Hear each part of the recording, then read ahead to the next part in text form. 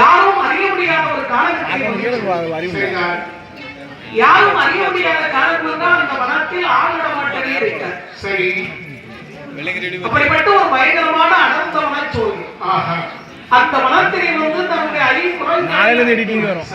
விலங்கு எடிட்டிங் நாளைக்கு தான் போடணும். பெரியவர்கள் பொதுவாக என்ன சொல்லுகிறார்கள் தெரியுமா? ஒரு பக்தன் இறைவனை முழுமையாக அடைய வேண்டுமானால் எவன் ஒருவன் தன்னுடைய ஐம்புலன்களை அடக்கி தன்னுடைய சிந்தனையை ஒருவனையாக செலுத்தி எவன் ஒருவன் இறைவனை வழிபாடு செய்கின்றாரோ அவனை இறைவனை முழுமையாக காண்கிறான். மாலை போடுவாங்க. தன்மை உணர்விட்டும் அது வாங்கி போடுங்க. உணர்ச்சிக்கு கூட இடம் கொடுக்காமல் மதிமையின்றி சரி தன்னுடைய சிந்தனையை சிவன் மீது செலுத்தி அஞ்சலத்தை எந்தெழுத்தாக கொண்டு சித்தமெல்லாம் சிவமயமாக நினைத்து இறைவனாகிய பரம்பொருளாகிய சிவபெருமானுடைய பெயரை பல்லவரைக்கன் இடைவிடாமல் சொல்ல ஆரம்பித்தான். ஓம் சங்கர மகனே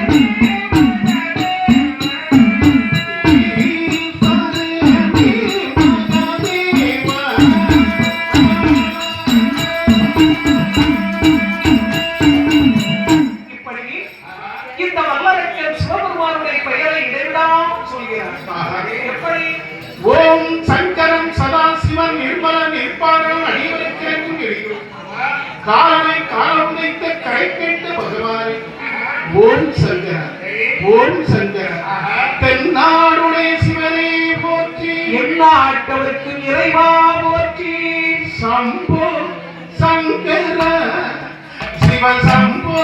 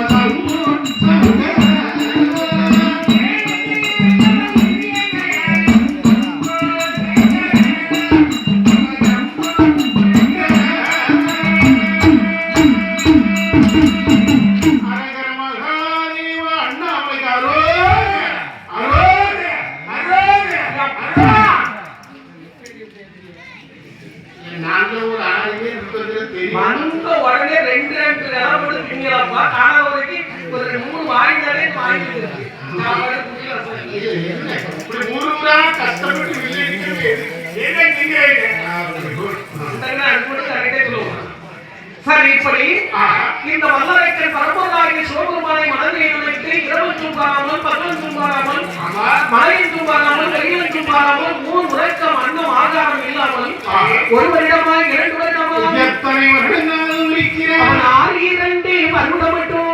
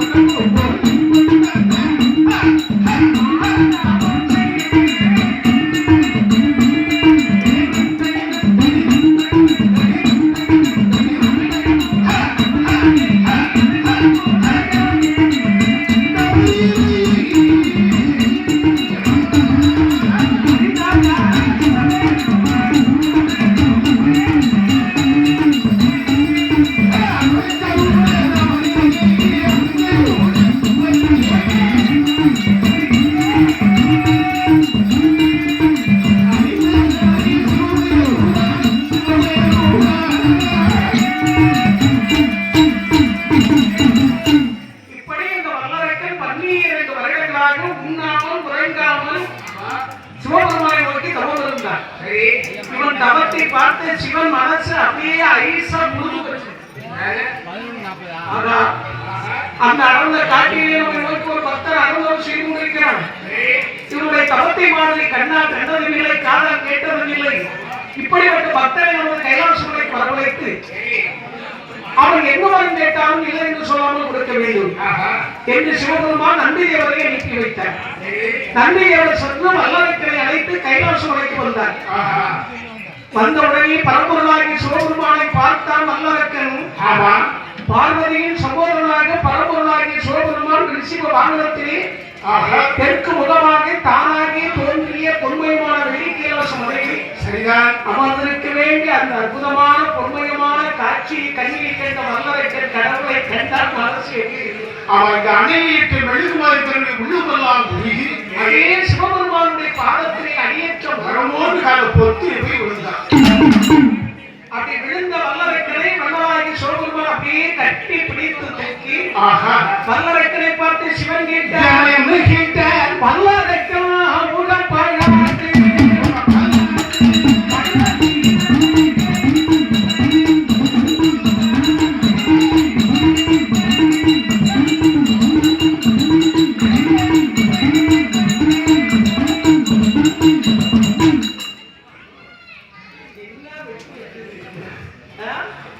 யார்பாகி உனக்கு எந்த நாடு சுவாமி? என்னுடைய பேர் பிரம்மராட்சரன் வல்லரசன் என்று சொல்வார்கள். உன்னுடைய நாடு பாதாள நாடு. இதை நோக்கி 12 வருடங்களாக தவம் இருந்தது. சுவாமி, என்னுடைய பாதாள நாட்டை நான் சீரோடும் சிறப்போடும் வந்து கொண்டிருக்கிற போது குடிமண்டலத்திலே நான் பகுதி மனம் கேட்டேன். அதற்கு அவர்கள் எனக்கு எல்லோரும் பகுதி மனம் தர மாட்டேன் என்று விட்டார்கள். மீண்டும் நான் அவர்களை வற்புறுத்தினார். இடத்திலே படையெடுத்து சாட்டிகள் தயார் என்று சொல்கிறார்கள். ஊரிலே உலகத்திலே நாட்டிலே நகரத்திலே எனக்கு எது பார்த்தாலும் எதிராகிவிட்டார்கள். அவர்களை எல்லாம் வச்சு வர வேண்டுமா? எனக்கு போய் படை வந்து கிடையாது. ஆகையால் தங்களுக்கு ஏதாவது ஒரு வரத்தை பற்றி அந்த குடிமணிகளை விட்டுவலாம் என்பதற்காகத்தான் நான் தங்களுக்கு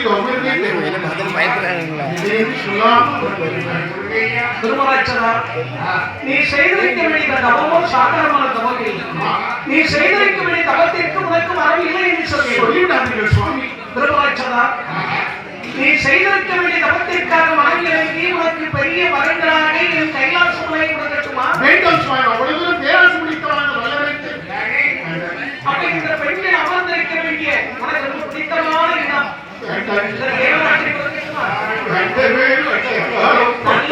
பார்த்து சொல்றார். பார்க்கவே வேண்டாம் சுவாமி, ஆட்சி விடுவாங்க. வாழ்ந்தான் இருக்கிற மாதிரி வாழணும். அவன் வேணா வாழ்வாங்க, சிக்கி சிக்கி அப்படின்னா சரி. அப்படியே நீ மைத்துடன் அமர்ந்திருக்கிறாரே ஸ்ரீ வைகுண்டம். ஆமா, அங்க உட்கார்ந்து வரவு சொல்ல கிடைக்க முடியாது சுவாமி.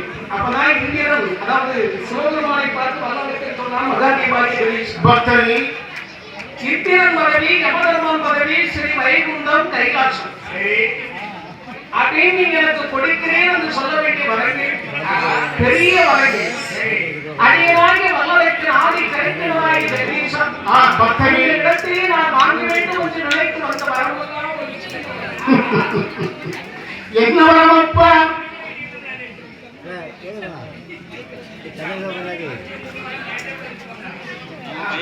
என்ன வேண்டும் தெரியுமா? சுவாமி கடிகையும் செய்யப்பார்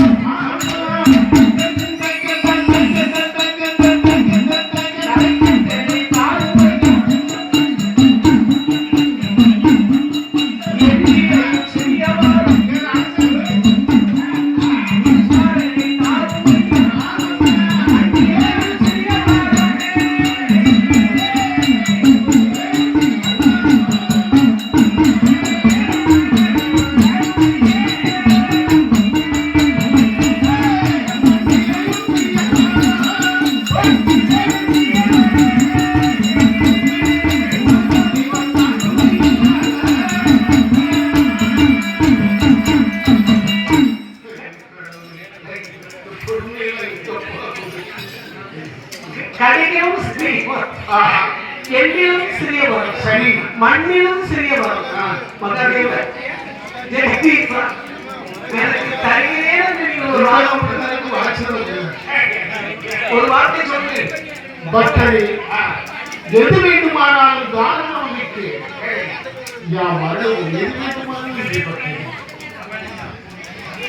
எது வேண்டுமானாலும் கேட்டறிகிறேன். கருத்தப்பட்டு செய்ய வேண்டுமா? ஏதோ தயாரித்து ஒன்றுதான் கிடைக்கும்.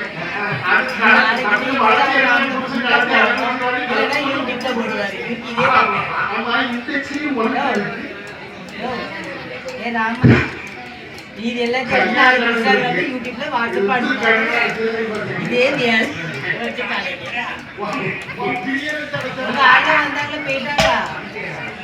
எல்லாம் வந்துச்சு, நிறைய வந்துச்சு.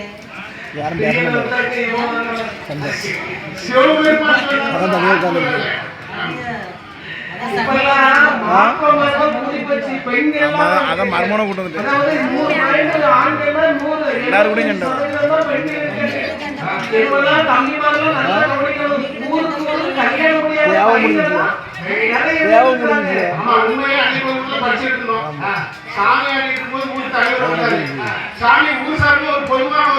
பாட்டு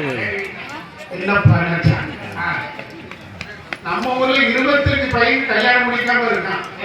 அடுத்த வருஷம் கொடப்பிள்ளையாவது கல்யாணம் முடிக்க ஏற்பாடு பண்ணலாம். அப்பதான் வரியாவது கூட்ட முடியும்.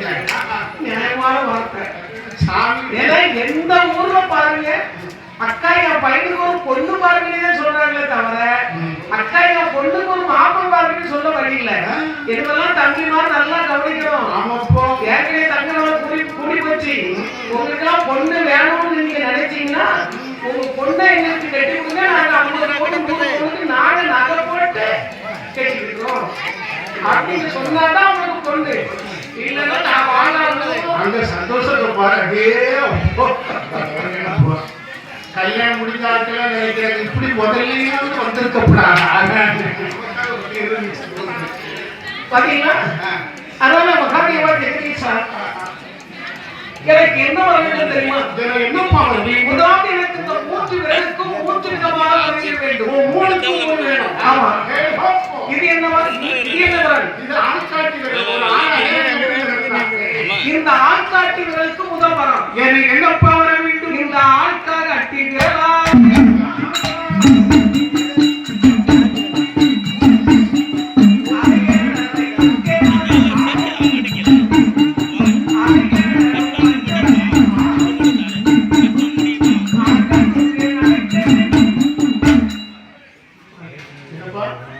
ஆள்காட்டி விரலை வைத்து அலைகளை தொட்டேனியானால் அந்த அலைகளை மற்ற வேண்டும். அதன் உள்ளே நான் அழைக்க வேண்டும். கொஞ்சம் தண்ணியே கடலுக்குள்ள அதையும் சுத்தமா வச்சலாம் நினைக்கிறீங்க. ஆக சமுத்திரமும் உனக்கு இடைவெளியாக இருக்கக்கூடாது. அப்படியே தங்கியிருப்பா. ஆட்காட்டி விரலை வைத்து அலைகளை தொட்டால் அலைகளை வச்ச வேண்டும். அதனுடைய கிடைக்க வேண்டும். அதுவும் தந்தை. இது என்ன விரல்? இது பாம்பு விரல். இதுக்கு ஒரு வரம். இந்த பாம்பு விரலுக்கு ஒரு வரமா? இந்த பாம்பு விரல் தன்னாலே மன்மதத்தை கொண்டேனாம். மன்மதமும் வெடித்தே பரமன் சிவா வரவே. இந்த பாம்பு விரலை வைத்து சரி பருவதம் என்று சொல்ல வேண்டிய ஒரு மலையை நான் தொட்டே வைங்க. சரி அந்த மலை சுக்கராக இருக்கணும்.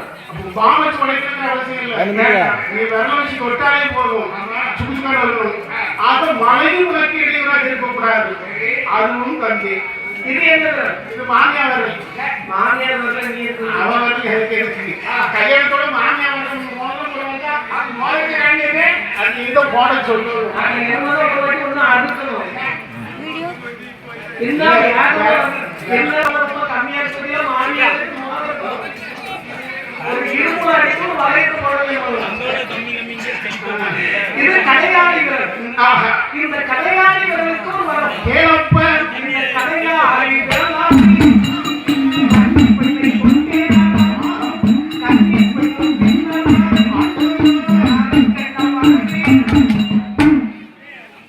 இந்த கடையாளி விரலை வைத்து ஒரு கன்னி பெண்ணை நான் இப்படி தொட்டேன் வைங்க. அவளை தொட்டால் அந்த பொண்ணை பின்னாடி வந்துடும். நீ கேட்ட அவளை தொட்டா நீ கேட்டாளா? இதுக்கு முன்னாடி கேட்டி 8 வரம் அது கூட பரவாயில்லை. ஆள்காட்டி விரலை வைத்து அலைகளை தொட்டால் அலைகளை வச்ச வேண்டும். அதனுடைய நடக்க வேண்டும் என்று கேட்டாய். பரவாயில்லை. அதுக்கப்புறமா கேட்டாய் பாம்பு விரலை கொண்டு மறுபடம் என்று சொல்லக்கூடிய ஒரு மலையை தொட்டார். அந்த மலை சுக்கராக நொறுங்க வேண்டும் என்று கேட்டாய். அது கூட பரவாயில்லை. அது 3ஆவது விரலுக்கு ஒரு வர கேட்டு எவ்வளவு மோசமான மரம். இந்த கலையாய் விரலை வைத்து அந்த கன்னி பெண்ணை தொட்டால் அவளை தொட்டால் நீ கெட்ட அப்படியானால் இந்த 3 பேருக்கும் 3 வரம் வாங்கினான். சரி, வாங்கிவிட்டு இப்ப அடுத்தபடியாக வல்லரைக்கன் கேட்டால் மகாதேவா ஜெகதீஸ்வரர் பரம்பொருளை பார்த்தார். உங்களை நோக்கி நான் 12 வருடங்களாக பூல் உறக்கம் அன்னம் ஆதாரம் இல்லாமல் எதற்காக தவம் இருந்தேன் என்று இப்போது சொல்கிறேன். என்னுடைய நாடு பாதாள நாடு, என்னுடைய பெயர் பெருமராட்சரம் வல்லரைக்கன். என்னுடைய பாதாள நாட்டில் வாழ்ந்து வர வேண்டிய மக்கள் எனக்கு 12 வருடங்களாக கப்பற்காணிக்கை கொடுக்கவில்லை, பகுதி மனம் கொடுக்கவில்லை. பகுதி மனம் கேட்டேன். அத்தனை பேரும் ஒத்தரவாதிக்கும் படைகளை திரட்டி என்று சண்டை போடுறார்கள். அவர்களை எதிர்த்து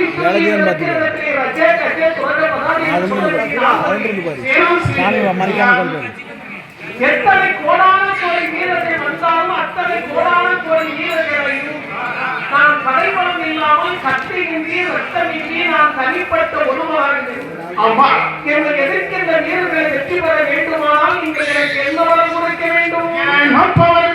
அந்த உண்ட வரை உயிர் முடிக்க அது உண்ட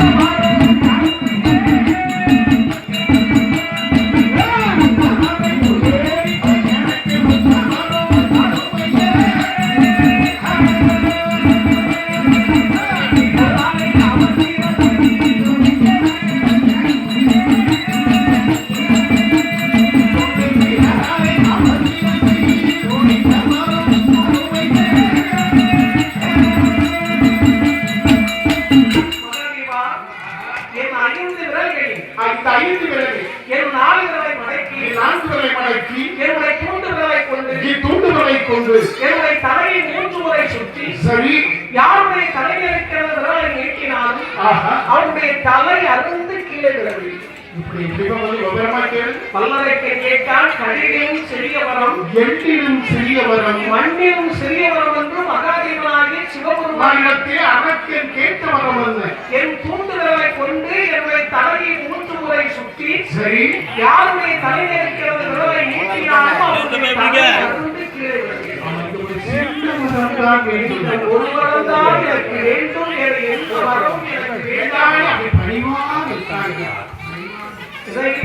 எவ்வளவு பெரிய கொடிய வரத்தை இவ்வளவு பணிவா என்னைக்குமே கேட்கிறவங்க வந்து யாருக்கிட்ட எந்த பொருள் கேட்டாலும் ரொம்ப பணிவா கேட்கணும். அப்பதான் கொடுக்கறவங்க சகோதரிகளுக்கு தெரியற மாதிரி சொன்னா அவங்களுக்கு புரியும். பக்கத்து வீட்டுல போய் ஒரு அரிசி கடை கேட்கிறீங்க, அரிசியோ ஒரு 100 ரூபாய் வச்சுக்கீங்க. அதை கேட்கறதா இருந்தா முதல்ல 100 ரூபாய் தானே போகாம இல்லையா? அதுக்கு ஒரு ரெடிமேட ஒரு சிரிப்பு எப்படி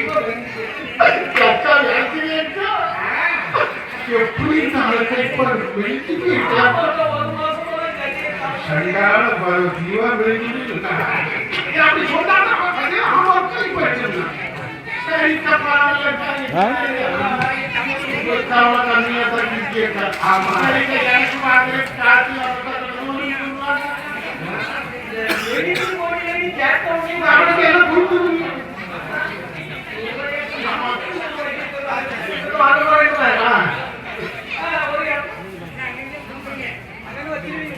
சார்பாக ஒரு வேண்டுகோள், ஐயனுக்கு சாற்ற வேண்டிய மாலைகள் வைத்திருப்பவர்கள் உடனே கொடுக்குமாறு கேட்டுக்கொள்ளப்படுகிறார்கள். ஐயனுக்கு மாலை சாற்ற சிவபெருமான் கேட்டவன் பக்தன் பார்க்கிறீங்களா? அதனால இல்லை என்று சொல்லாமல் சிவன் வரம் கொடுத்தார். ஆனா வரம் கொடுக்கும் போது என்ன சொல்லி கொடுத்தார் தெரியுமா? தளமதில் உணர்ந்தாய் நிலை பொறிபடவே கண்டே நீ கேட்ட வரம் இருக்க தளமந்தால்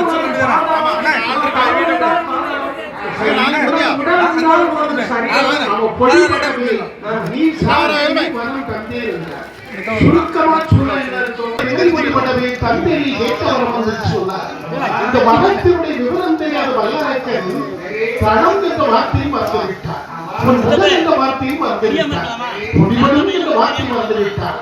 கடைசியில் சொன்னார் பாருங்கள், தந்தையை ஒரு வார்த்தை காலில் சிக்கல் நடைபெற்றது. தந்தை என்ற வார்த்தைவன் காலில் விழுந்தபோது ஆமாம் கேட்ட வரம் தந்த சிவனாரே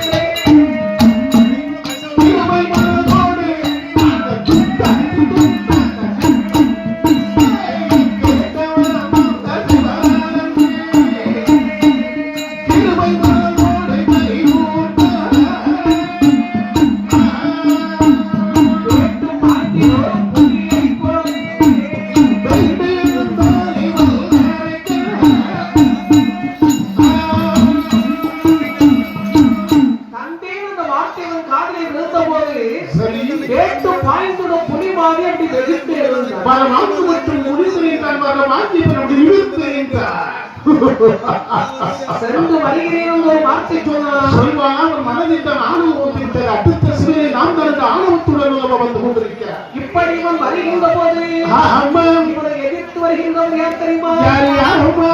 திரியோத சஞ்சாரி.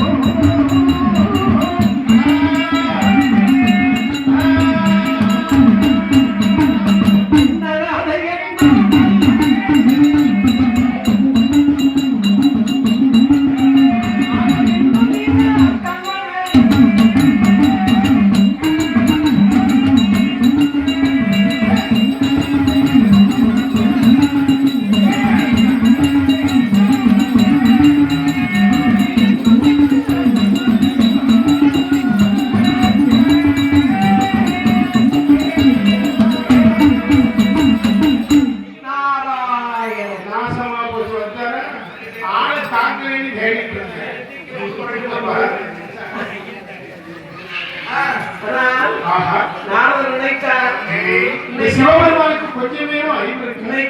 உருப்படியா ஒண்ணு எடுப்பான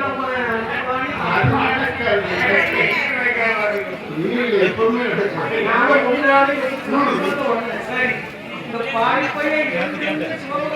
இந்த அடைக்கைக்கு போய் இந்த வருத்து கொடுத்திருக்காரு. இவன் பூலகத்துக்கு செல்ல யாரையாவது விடுவாங்க. இவனுக்கு வேண்டாமே ஒன்றாலும் சேர்ந்து வரல எடுப்பான். தலை 3 நேரத்துக்கும் கல்வியில கைவிட்டுவான். அது பூலகத்தில் யாராவது உயிரோட வரமாட முடியுமா? நம்மதான் ஒரு ஏற்பாடு. சரி, என்று இந்த வல்லரைக்கு மரப்பற்று கைலாசம் வரை கடந்து வருகிறான். சரி, நான் ஒரு கைலாச நிலையத்துக்கு சென்று கொண்டிருக்கிறேன். ஆஹா, 2 பேரும் எதிர்த்து வர்றாங்க. சரி, வரும்போது நாரதர் வேண்டும் என்று இந்த வல்லரைக்கிற போய் ஒரு இடி இடிச்சார். அப்பதான் அவனுங்களை கவனிப்பான். இது யாரு? துருவராட்சனா? அப்பா துருவராட்சனா? என்ன நாரதா? ஆமா, எங்க போயிட்டு வர்றா? நான் அந்த சிவபெருமானை நோக்கி தோம்பிருந்தேன். அந்த சிவபெருமானை தவத்திற்கு மனமகிழ்ந்து என்னை இந்த வெள்ளிக்கைலாசமலைக்கு வரவழைத்து நான் கேட்ட வரத்தை தந்தார்கள். அந்த சிவனிடத்தை வரம் வாங்கி வருகிறேன். என்பது சிவன் உனக்கு வரம் கொடுத்தார். அப்படி உனக்கு என்ன வரம் கொடுத்தார் என்று கேட்கிறேன். அப்படி என்னுடைய தூண்டுவரலை கொண்டு என்னுடைய சிரசை கொண்டு நேரம் சுற்றி யாருடைய சிரசுக்கிலே கரத்தை நீட்டினால் அவருடைய சிரம் வந்து கீழே விளக்கிட்டு வந்து வரம் கேட்டேன். சிவபெருமான் வரம் தந்தார்கள். இத்துண்டு விரலால் துடிக்க வரம் வாங்கி வருகிறேன். வரம் கொடுத்தார் என்று பேசுகின்றாயே வல்லரைக்கா? வரம் கொடுத்தாரே சிவபெருமான் கையில் கொடுத்தாரா? அவர் மடியில் கொடுத்தாரா? அவர் கொட்டரமாக கட்டி சுமந்து கொடுத்தாரா? சமந்து வந்திருப்பேன். பின்பு எப்படி கொடுத்தார்? அந்த நான் வந்து விட்டு பைத்தியக்கார அந்த சிவனே ஒரு பைத்தியம். தேவனுக்கு தெரியாதா? அவரை பற்றி அவருடைய உண்மையான பக்தர் ஒரு பாட்டு ஒன்று பாடி இருக்கிறார் தெரியுமா? எப்படி? பித்தா பரிசூடும் பெருமானே அருளாளா, பித்தா பரிசூடும் பெருமானே அருளாளா என்று சுந்தரமூர்த்தி நாயகனார் பாடினார். அந்த பக்தன் சிவனை அழைக்கின்ற போது உரிமையுடன் இவன் எவ்வளவு ஒரு பித்தன் நம்ம பாசைகளை சொல்லுவோம். பைத்தியம்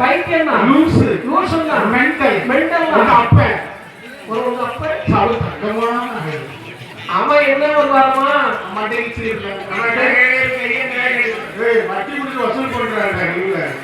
அந்த பித்தவன் கொடுத்த பொய்வரத்தை மெய்வரம் என்று நினைத்து நீ உன்னுடைய நாட்டிற்கு சென்று சரி உன்னுடைய எதிரி உன்னை கொண்டுவிட வேண்டும் என்று வருகின்ற போது உன்னுடைய தூண்டுகளை கொண்டு உன்னுடைய தலையை 3 முறை சுற்றி சரி அந்த எதிரியுடைய தலைமையிற்கு ஒரு விரலை நீட்டுகின்ற போது அவன் சிரம் அருந்து கீழே விழுந்தால்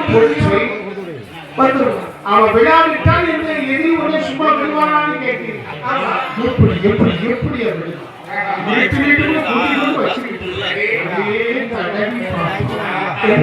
ஒரு பொருள் பாராப்ப முத்தப்பட்டி மட்டும் எப்படியோ நடத்திக்கிறோம். அதை குறித்து ஒரே நசுக்கவன பொசுக்கு எனக்காக வேண்டி இவ்வளவு தூரம் வந்து இப்படிப்பட்ட ஒரு நல்ல யோசனை சொல்லத்தான் அந்த சிவபெருமான் கொடுத்த வரும் உண்மையாளர் பொய்ய வந்து சோதனை செய்து பார்ப்பதற்கு ஒரு நல்ல யோசனை சொன்னார்கள். தீட்டின மரத்தை தான் முழுமை பார்க்கிறேன். அப்படி என்ன புரியவில்லை. மரம் கொடுத்தாரே சிவபெருமான், ஆமா, அவரே சோதித்துப்பார். எப்படி? இங்கிருந்து போ, உண்மை கண்டு சிவன் ஓடிவிட்டால் கொடுத்தவர் உண்மை. சரி, அப்படியே அமர்ந்திருந்தால் கைப்பிடியாக பிடித்து வரத்தை வாங்கிவிட்டு வந்தார். அருமையான யோசனை சொல்லி ஐயா. ஆமா, எனக்கு ஒரு சின்ன யோசனை. நானும் சிவபெருமானத்தை வரத்தை வாங்கி ஒரு தூரம் வந்துவிட்டேன். இங்கே இருந்து அவ்வளவு தூரம் சென்றது சிவபெருமானை சோதிப்பதற்கு முன்னால் என் முன்னால் இப்போது தங்களை சோதித்து விட்டால்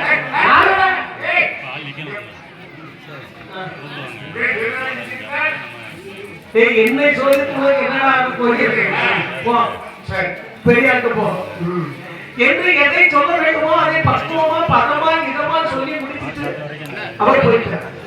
நாரதர் சொல்லிவிட்டார். மன்னருக்கு நின்றான், நின்றான், திரும்பினான், சிவனை பார்த்தார். இந்த கைலாசம் என்னைக்குமே பாருங்க, இந்த தெய்வங்கள் அமர்ந்திருக்கிற இடங்கள் ரொம்ப அருமையாக ரொம்ப பிரகாசமாக இருக்கு. ஏன்னா அந்த இடங்கள் அருள் நிறைந்த ஜோதியாக இருக்கு. அதே மாதிரி ஆண்டவனாகி சிவபெருமான் அமர்ந்திருக்கிற இடம் பொறுமையமாக காட்சி அளித்துக் கொண்டிருக்கிற அந்த கைலாச மலையை பார்த்த உடனே மல்லருக்கு நினைத்தான், இந்த அற்புதமான இந்த கைலாச மலையை விட்டு நான் எதற்கு நமது நாட்டிற்கு சென்று கஷ்டப்பட வேண்டும். அப்படியே சிவன் கொடுத்தவர் உண்மையாகவே இருந்து விட்டால் இந்த கரைக்கட்டானை கொன்று விட்டால் கண்ணீர் லாசமாக விடலாம்.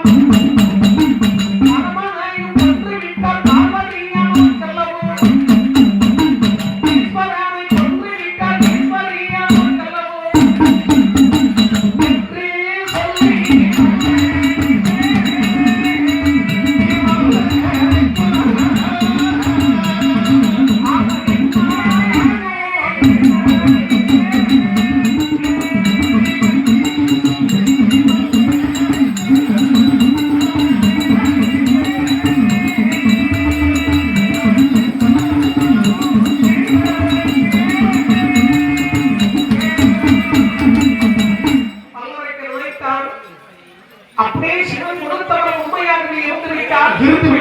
இந்த கரைக்கண்ணனை கொண்டு விட்டால் என்று அமர்ந்திருக்கிறாரே கைலாச மலை. இந்த கைலாச மலை நமக்குத்தானே சொன்னார். நிச்சயமாக இந்த பரமனை கொண்டு விட்டார். பரமன் பக்கத்திலே அமர்ந்திருக்கின்ற பார்வதி நமக்குத்தானே மனைவி. பார்வதி இடது பக்கத்திலே அமர வைத்து கைலாச மலையில் நாம் அமர்ந்திருக்கின்ற போது மூத்த மகனாகிய கணவன் அப்பா வந்து ஓடி வருவார். அப்படியே தூக்கி வளர்த்துடைய வச்சு இளையபெருமான் இவர்கள் அப்பா வந்து ஓடி வருவார். அப்படியே தூக்கி வைத்துக் கொள்ளலாம். அது மட்டுமா, நேரடியாக அகப்பதற்கு இடங்கள் நேரடியாக மன்னனந்தாரை மாயவஸ்ரீ கண்ணன் அவர் நமக்கு பெண் கொடுத்த வைத்துள்ளார். கற்பனை இங்கே சுற்றி சூழல் அமர்ந்திருக்கிறார் 33 கோடி தேவாதேவி இவர்கள். இவர்கள் அனைவருமே நான் போட்டதுதான் சட்டம். இனிமேல் இங்கே வைத்ததால் ஒரு திட்டம்.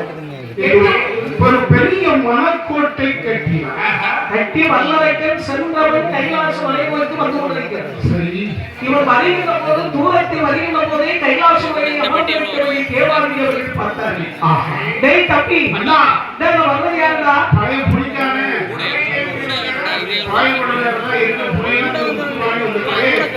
பழைய புலிக்காரன் வல்லரைக்கன்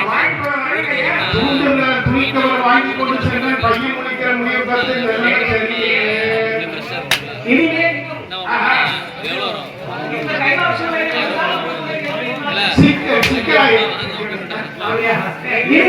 கைலாசமலை இருக்கலாமா கூடாது என்று அவைகளுக்கு பயந்து கைலாசம் வருகிறது. யார் யார் ஓடுகிறேன்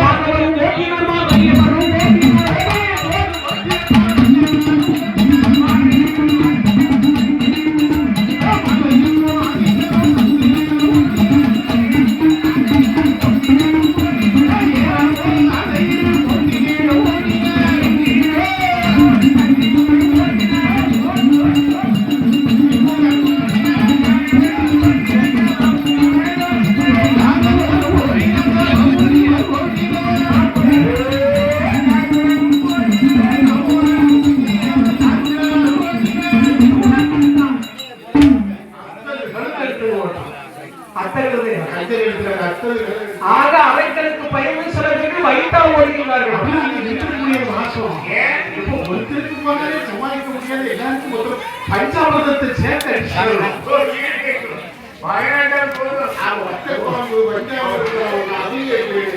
வாங்குட சேர்ந்தவங்க 3 வாட்டி பஞ்சாமிரதம் டேய், பாம்பு தன்னுடைய வயிற்றை கொண்டு உருண்டு ஓடுகிறது.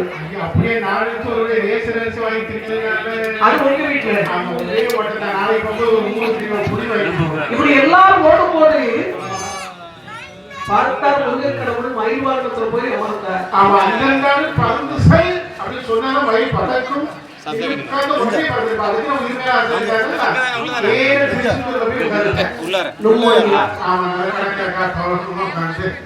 இப்படி எல்லாரும் ஓடும்போது பார்த்தால் கணபதி எல்லாரும் வந்துட்டானே. நான் உட்கார்ந்து இடத்துக்கு எப்படி 2 மணி நேரம் ஆகுமே. சரி வேற வழிகள் இல்லையே.